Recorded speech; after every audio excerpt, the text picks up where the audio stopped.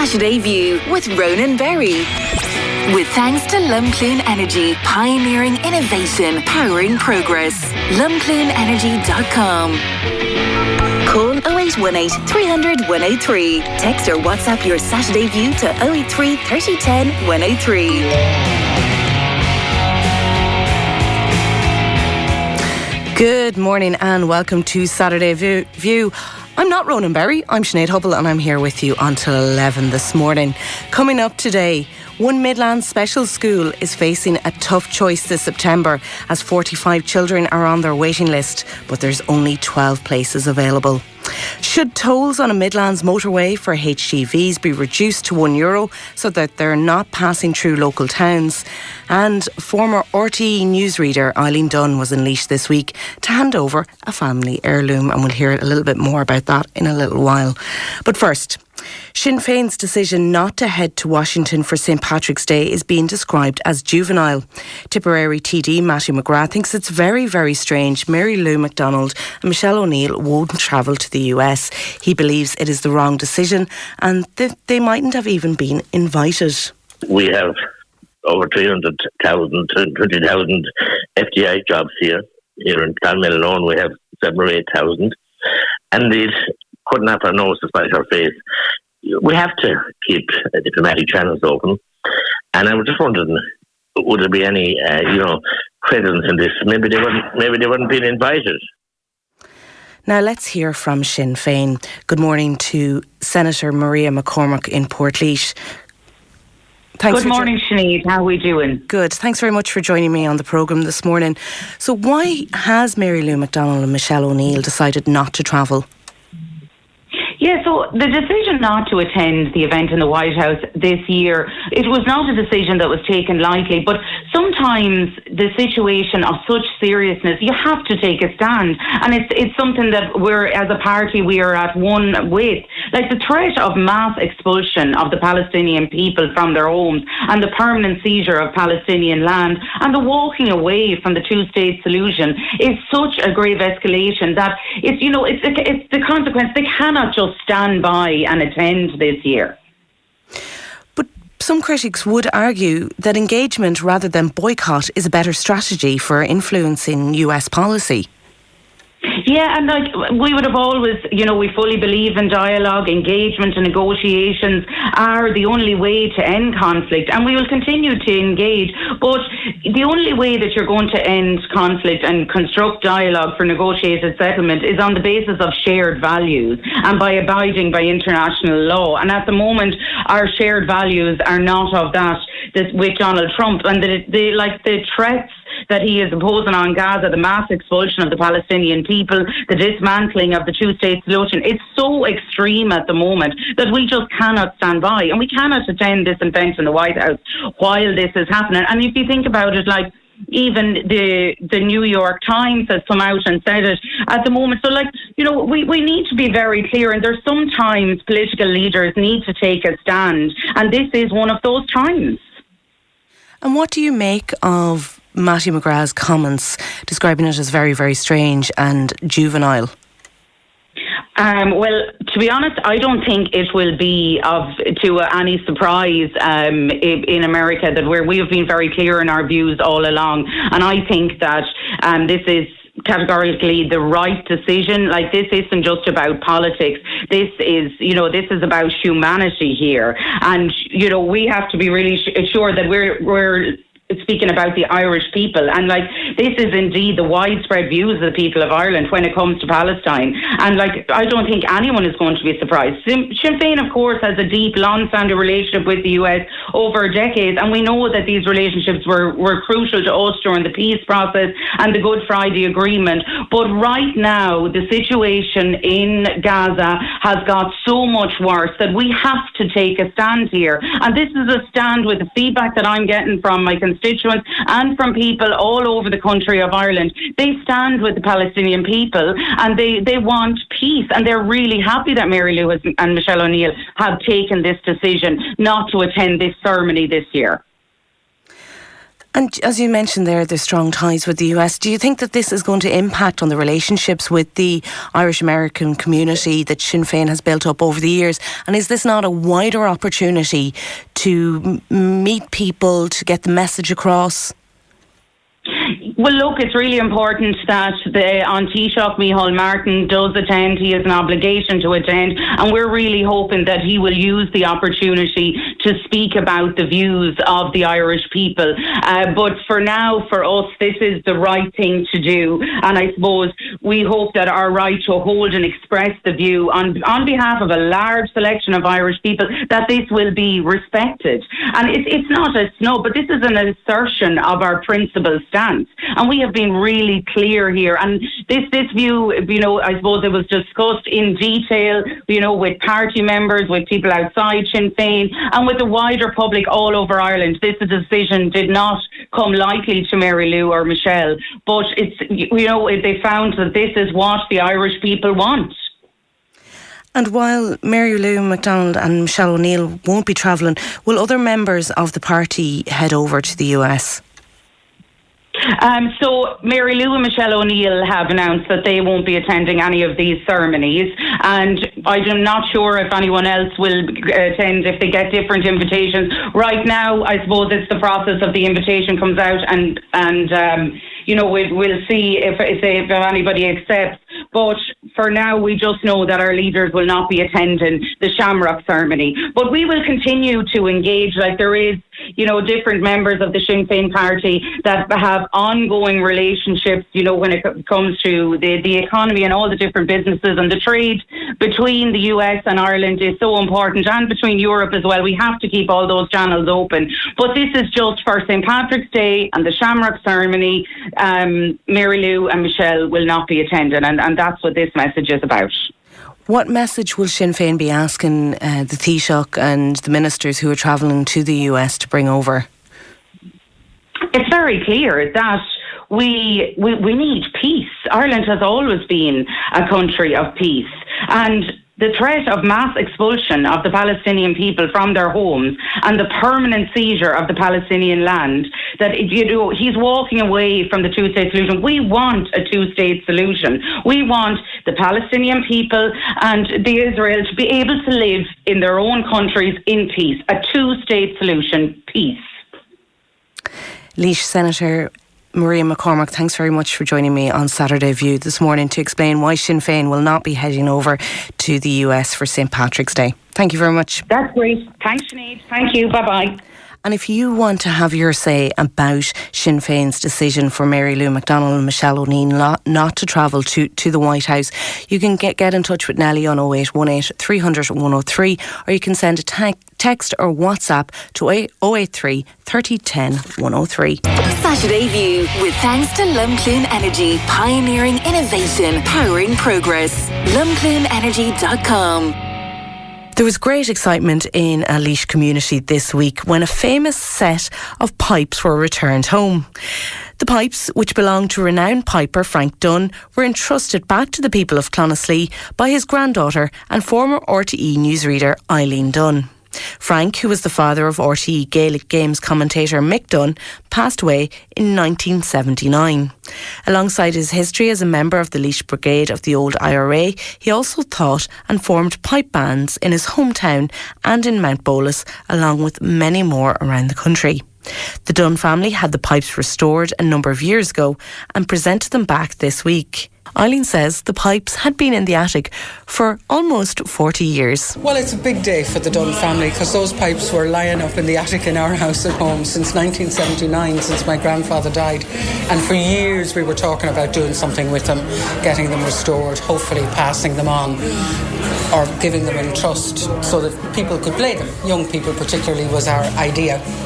And a couple of years ago I met a second cousin of mine in town and I was telling him about them, and he said, well, we have another cousin, Michael O'Gorman, who would be really interested in all of this. So Joe put me in touch with Michael.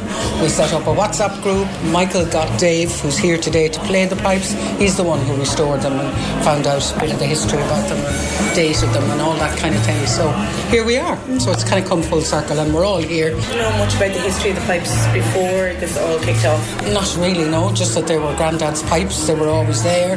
My mother would say that he played them at their wedding, at her wedding, which was in Portmarnock in 1956. They were at his funeral, they were on his coffin. You know, we would have been aware of them. But I didn't really know much about the history of them. Does anybody in the family play the pipes? No, not at all. That's why. But at the same time, we'll keep them. We'll keep our name on them in case I have a grandchild in the future who might like to play them, or my sister has a grandchild in the future who might like to play them. But that's why we wanted to see them used. So that's why we wanted to bring them back here. And have you ever attempted to play them yourself? Oh my God, no! I wouldn't know where to start. Absolutely not. Mick O'Gorman is a second cousin of Eileen Dunn, and he says he knew very little about the pipes, but he had always wanted to see them. Just that they were there. I've been interested in traditional music going back over the years and do a bit of singing. So the music was always in the back of my head. So the idea that a grand-uncle... My grandfather actually played pipes here in Clonaslee as well, in the Clonaslee Pipe Band. And Frank... Just the fact that the pipes were there and they were part and parcel of the musical history of this family, that was my fascination with them. And as I say, I just wanted to see them. I just wanted to touch them and part of the heritage. But as I say, one thing borrowed another, and they've breathed new life into them, and they'll be continued to be played from here down there.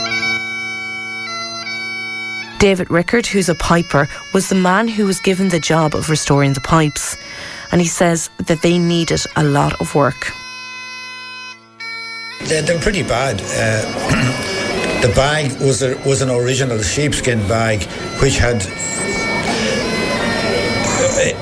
dried out completely, and you can't rejuvenate a bag that's dried out over 30, 40 years. So the only thing to do was to take the bag, strip the bag off, and clean out. With sheepskin bags, they had to use a thing called dressing, which sealed the inside of the bag and prevented air leaks.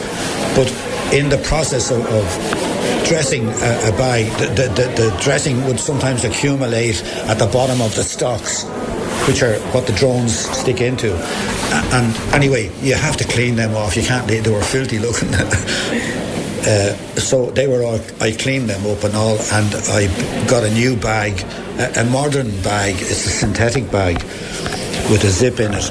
You can, if the reed falls into the bag, you can put your hand in, open the zip, put your hand in, take the reed out, and reinsert it.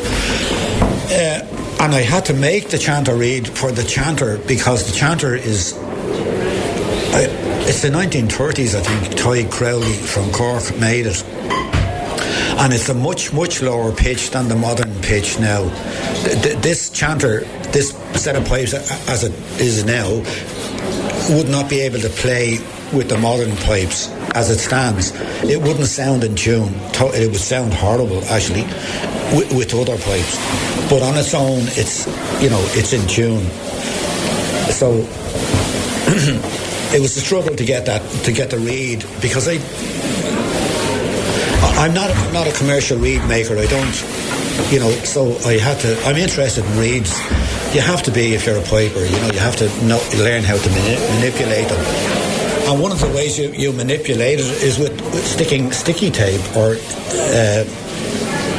electrician tape over the holes. What you do with the chanter is that you set the reed so it's too sharp, and you put tape over the holes to correct the pitch, or to get the intonation correct. And it's pretty involved, it's a lot of blowing and listening and delicate. Anyway, it's all compromise anyway. So I hope people aren't disappointed when they hear these things,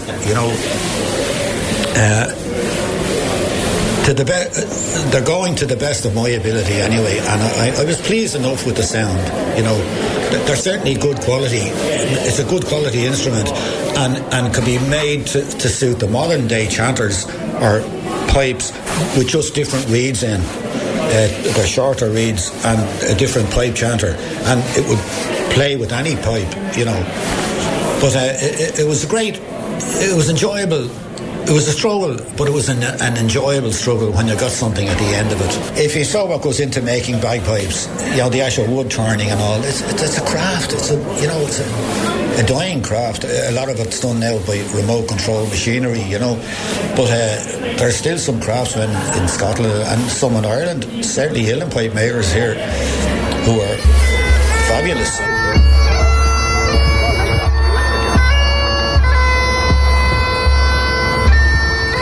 And congratulations to John Cusack and all the members of the St. Patrick's Day Committee in Clonaslee for a very successful event on Sunday.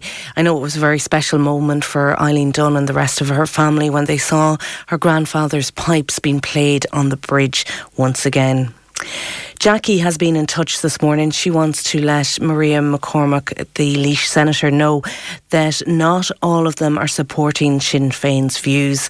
If you want to have your view aired this morning, you can get in touch by sending a text or WhatsApp to 083 30 10 103. Now, would you like to cut your bills, get great ideas and beat the February blues? Well, the Midlands 103 Green Home and Energy Show returns to the Tullamore Court tomorrow with TV architect Hugh Wallace.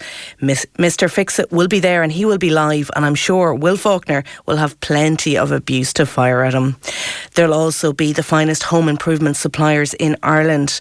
Entry is free and everyone through the door could win a luxury overnight escape, a brand new smart TV and cash discounts from lots of the exhibitors. That's this Sunday, tomorrow, at the Tullamore Court, and you can find out more on midlands103.com. Up next, a Midlands Special School is looking for extra classrooms as they have 45 children on their waiting list for this September, but only 12 places available. Saturday View, with thanks to Lumcloon Energy, pioneering innovation, powering progress. lumcloonenergy.com. There are 45 children trying to get into a Laois Special School this September, but there's only 12 places available. Independent TD in Laois, Brian Stanley, raised the need for additional classrooms at St. Francis Special School in Portlaoise this week in the Dáil. Good morning, Brian, and thanks very much for taking the time to chat to us on Saturday View this morning. Brian, what response did you get from the Education Minister, Helen McEntee, when you raised this? Good morning, Sinead, and good morning to your listeners. Well, I've raised this with Helen McEntee for the very reason she's new Minister for Education, and this problem has been going on for some time. We have a situation with St. Francis School, open just a couple of years now, a brand new school, lovely building, but unfortunately the date it was built and the date it was opened, it was too small. There are 17 classes in a 12 classroom school. The principal, the staff and the management have been endeavouring to try and get extra accommodation.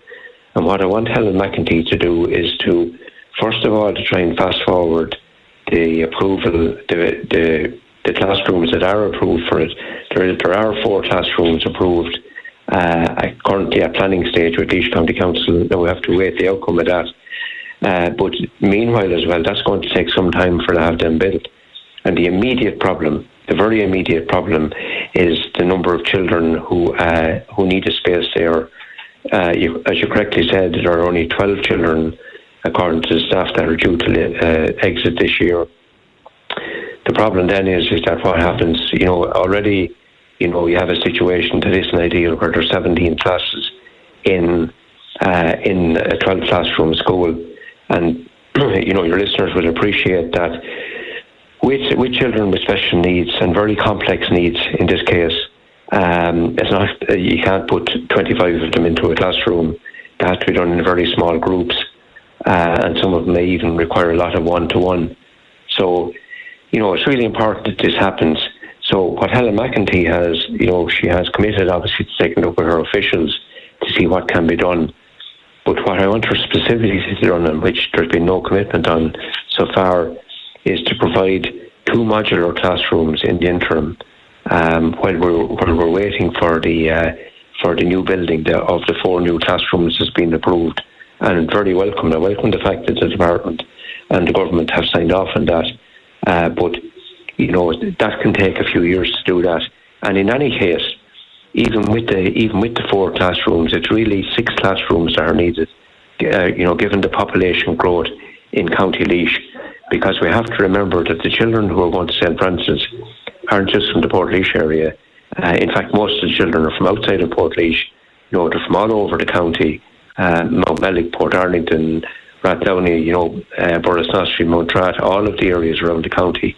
So, it's taken in a wide catchment area, and we've seen population going from just over 50,000 to now 90,000 in the county. So over 90,000. So that's going to keep, all the projections that's going to keep increasing. There will be more children with special needs, and we need space. Brian, why are we not planning ahead for these things? As you said, St. Francis School, the day it opened, it didn't have enough capacity. There's going to be a proposal for 4 new classrooms. But by the time they go through planning, actually get built, will we be behind again and in the same situation where we see children needing a space in classroom and it not there? Well, look, there's always competition for resources, and I understand that, right? But what I would say is to you that we have to get the basics right. And I mean, education and health and housing, they're kind of the big ones, employment, and obviously education is really, really important. And if children don't get, particularly children with special and complex needs, if they don't get the correct education and interventions at that stage in their life, and obviously, it really reduces their chances of, being able to move on and live a full life afterwards. And there's a very committed staff in St. Francis School. By all accounts, the feedback is always very good from parents and in the local communities around the county. People will always, speak very highly of St. Francis School. So, it's that competition for resources. And look, it started off in a hall, right, in Democrat Hall years ago. Then it got its own, prefabricated type building on the Well Road there, off the Timahoe Road, and now has this new building. And it took a long time to get to that. And I welcome the fact that it's up on the Burris Road now in that new building, and all the parents from around County Laois that have children going to it, and the grannies and the granddads and the aunts and uncles would even talk to you about it when you're out around, how important it is. But it's just a fact of life that that school wasn't planned as being big enough for what it's going to cater for, and I can't answer that question for you. But what I am saying is there needs to be greater coordination between the National Council for Special Education and the department, the building section of the Department of Education. There's some obviously breakdown there. Is it a shortage of money? It shouldn't be a shortage of money. Not from what we're being told. The coffers are supposed to be fairly full over the last couple of years. People may raise legitimate issues about how it's being spent or how some of it was misspent, and I would be one of them. But money invested in schools isn't wasted. This is good investment for the future. And I think that what I would say to you, Sinead, about it is that, that there's the opportunity now to fix this. There's the space on site. There will be questions about, where do you put the modular classrooms? I've been there with the principal. I've looked at this. The management of the school are clear about it. The space is there to put in the 2 modular classrooms, and it won't cost. It won't break the state to do it. There's an urgent need for this for September. I don't have answers for parents. A lot of that 40. There's a good few parents out of that 45 that come to me. What are you hearing from the parents? What are they saying to you? Well, they're basically appealing for something to be done because they don't have an answer for their children have been assessed as being appropriate for St. Francis School. It's judged to be the best place for them. It's what's there. That's where they need to go to meet the particular needs that they have. And they're caught between a rock and a hard place. And all I can do is that to say to the Taoiseach, to say to Helen McEntee, the Minister for Education, to do everything they can here. It needs government to intervene with the department, with senior officials in the department. I've been engaging with the department, the building section on St. Francis School for a long period of time, including when the project was going on for to move up to the new building on the Burris Road. But, we're at a stage now, a couple of years into it, we need this extra space. The parents from throughout the County Laois and their children, they need it. And, government have to make an intervention here. This is not something they can sit on their hands with. They have to move on this. People will be frustrated because we do hear about €7 million being wasted with the Arts Council. We've heard about RTE in the past. And as former chair of the Public Accounts Committee, I'm sure you dealt with a lot of issues that rose to money being wasted by the government over the last number of years. Well, that's the frustrating thing. And I mean, what I would say to you as well is that the building is St. Francis School. It's, an excellent building, and as it worked out well, there was no major. There were one or two problems did arise, but look, none of them are major. Good quality building, high energy spec. It ticks all the boxes. So the money hasn't been wasted there. And you're correct. This is the frustrating thing, that we have to get. And I keep going back to this thing. We have to get the basics right. What's our priorities here in terms of our needs for our local communities around counties like Laois? But that's one thing we have to look at. But also in terms of spending money, we also have to get back to basics.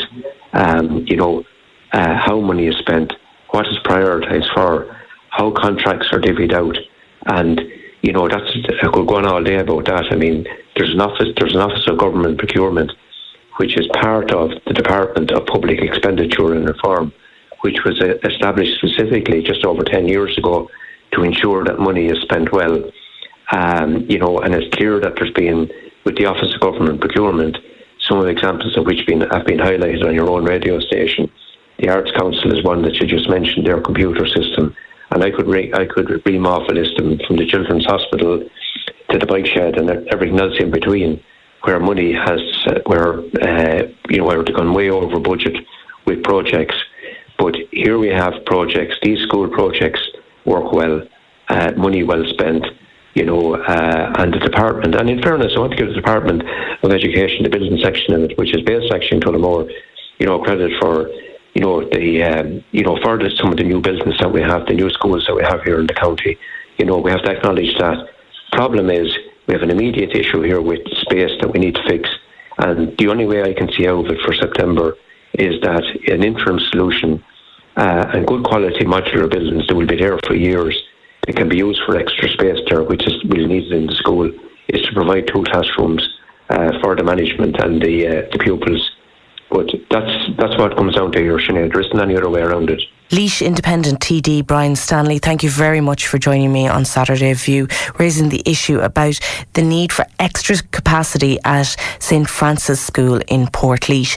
If you are one of the parents who is being affected by this, you can get in touch with us here at Midlands 103 by sending an email to studio@midlands103.com, or you can give Nellie a call on 0818 300 103. Still to come this morning, should tolls on the M7 in Laois be reduced to €1 for HGVs to ensure that they're avoiding towns like Abbeyleix and Mount Rath? We'll discuss that next. Now let's turn our attention to motorways and HGVs.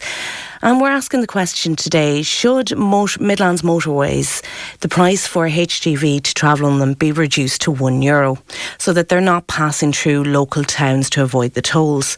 Well, Laois County Council is being asked to contact the relevant bodies to look for a reduction due to a high number of lorries passing through Abbeyleix and Mount Rath. Fine Gael Councillor Paddy Buggy is the man behind the proposal. Good morning, Paddy. Good morning, Sinead. How are you? Good, and thank you very much for joining us on the programme today. So why are you bringing this motion forward at the next County Council meeting on Monday? Okay. Well, the reason I'm bringing it forward is we have 2 towns, well actually there's 3 towns in Montmellic scourged by heavy goods vehicles going through them, but that's not the problem of the heavy goods vehicles, in fairness. I'll focus on Abbeyleix and Mount Rath for a minute first. In a study taken place in 2022, it was established that over 800 vehicles a day went through Abbeyleix, and it was established that 15% of those didn't need to go. They were avoiding tolls on the motorway. And if you calculate that out over a year, that's about 20 to 25,000 heavy good vehicle journeys going through Abbeyleix they don't need to go through. But obviously it is more cost effective for those vehicles to go through the likes of Abbeyleix or Mountrat and pay the tolls. Now, the tolls, I'll be the first to admit, asking for €1 is a little bit ridiculous because it really is on the low side, and I'll be the first to admit that. But equally, charging lorries €7.40 is ridiculously high. And when you add up the number of journeys that these vehicles make during the year, that's a hell of a lot of money for transport companies to come up with. We have to remember too that during COVID, there was a lot of great people put themselves on the line to support the rest of us, and the lorry drivers and the transport companies were a key element of our survival during COVID. They were the ones that brought in the food, they were the ones that brought the medicines, they were the ones that brought what was required, whether it was nappies or whether it was blankets or whatever the case may be. And we were damned glad that they were willing to do that under severe conditions of a virus like COVID-19. But we have to look at our towns and trying to develop our towns locally. If you take Mountrat, there's a town team in place in Mountrat, and they're doing excellent work to try and rejuvenate the town. But unless we can get people coming to towns to stop and shop and to take part in life in the towns, that'll never happen. And having excess, listen, we do need 80% of the heavy goods vehicles that go through the towns are needed because they're either dropping off goods in those towns or they're going to their ultimate destinations, which you can't get to off the motorway. You have to go through these towns to get to. So no problem with that at all. But for that 15 or 20% that's going through, it is causing problems both to the infrastructure of the towns in that you have the wear and tear going through the towns, the vibrations on the old buildings, because they're both old towns, heritage towns really when you think about it. And we need to look at it from a point of view that the cost of living in this country is quite high. Part of that is due to the costs associated with getting goods and services moved around. And part of that is due to the tolls on the motorways. Now, I know those motorways were developed by public-private partnerships. And I know private companies invested in those companies, and they have to get their investment back, and they have to make a certain level of profit in order to maintain those motorways and to ensure that they are in good condition. However, there was also the public element of it, and all of us taxpayers also contributed to those motorways. And we have to see the benefit because those motorways were built to try and to reduce congestion in our towns. And what do you think would be? What do you think would be a fair price then for lorries on the tolls, on the toll roads? Well, I mean, if we were to cut it in half from where it is, it would be fair. And it is, and let's face it, if you take say Abbeyleix with say 20,000 a year heavy goods vehicles journeys going through, you multiply that out, that's a loss to the companies, and it would more than make up for, well, it mightn't make up fully, but it would make up a lot of the difference in reducing the price, and it would also encourage more heavy goods vehicles to use it. But importantly too, it will ensure that our transport companies can stay profitable and stay in business, because the last thing we need is for transport companies to go out of business because they just can't afford all the hits that are getting between oil prices, tolls, all of that. And we need to look after our transport mechanism here because we no longer have the rail network that was there 50 years ago. So we are very dependent on lorries to move goods and services around for us. And by making it more easy for people to do that, making it more cost effective, we all win in the end. Plus, we don't have damage done to our towns like Abbeyleix, which is a heritage town, and Mountrat, who are trying to develop and rebuild their towns to the greatness it was many years ago. And so from that point of view, we have to look at all our costs overall as a country. But as a public representative, when you think of the public and the private element of it, it seems that the private is getting the full say in what the costs are. The public side of it, who also put money into investing in these motorways, seem to have no voice at all. And I'm just raising the voice on behalf of the people that we have to look at being fair in this country. Our costs are running, they're out of control really when you think about it. And we have to start asking questions. Why are these costs so high? And we need to start looking at how can we make ourselves more competitive and have a better quality life in this country. And it's from that point of view I'm raising it. Listen, I know I said €1. That's ridiculous. I accept that. And I'll be the first to put my hand up to say that. But at the 740, it's far too high, and the costs are. But you're looking at that as a starting point to go into negotiations you have with. to negotiate somewhere. If I was offering you to buy a car now, sure, would I give you the full price when you asked for it? I doubt it, Paddy. But thank you very much for joining me on Saturday View this morning, and keep us updated on how your motion goes and the level of support that you get on Monday. Thanks very much. That's Fine Gael councillor Paddy Buggy there in Laois, who's asking for a reduction on for HGVs on toll roads so that they're avoiding local towns. That's all we have time for on Saturday View this week. Have a good day. Goodbye. Saturday View with thanks to Lumcloon Energy, pioneering innovation, powering progress. lumcloonenergy.com. Midlands 103.